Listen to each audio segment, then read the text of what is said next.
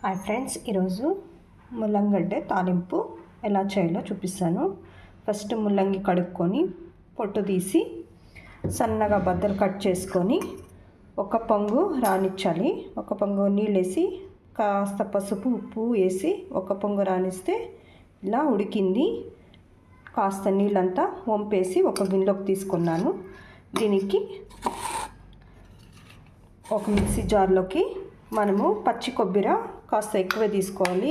పచ్చి కొబ్బరి, కరివేపాకు, కారానికి తగినంత, పచ్చిమిరపకాయలు, తెల్లగడ్డలు ఒక 4 అన్నీ ఇప్పుడు అది మిక్సీ జార్కి వేసుకొని మిక్సీ పట్టుకోవాలన్నమాట. కొబ్బరి కాస్త ఎక్కువ వేసుకుంటేనే బాగుంటుంది. ఇందులోకి కాస్త జీలకర్ర వేసుకోవాలి. జీలకర్ర వేసుకొని నీళ్ళు వేయకుండానే బాగా రుబ్బుకొని రావాలి. ఇది ఇలా వేసుకోవాలి. ఇలా మిక్సీ పట్టుకోవాలన్నమాట. పచ్చిమిరపకాయలు, మనము జీలకర్ర అన్నీ వేసుకున్నాం కదా.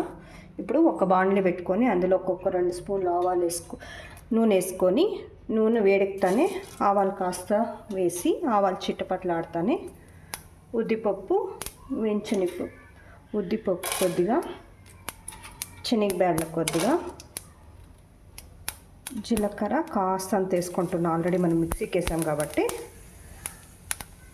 ఇప్పుడు ఇందులోకి సన్నగా కట్ చేసి పెట్టుకున్న కరివేపాకు, ఎర్రగడ్డలు వేసి వేయించుకుంటాం బాగా.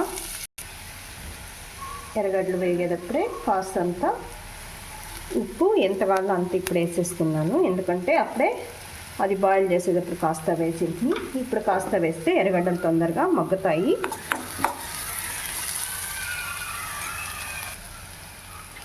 ఎర్రగడ్డలు మగ్గాయి. మనం మిక్సీ పెట్టుకున్నాం కదా పచ్చి కొబ్బరి, అది మొత్తం వేసేసి ఒక 2 నిమిషాలు బాగా వేయించుకోవాలి.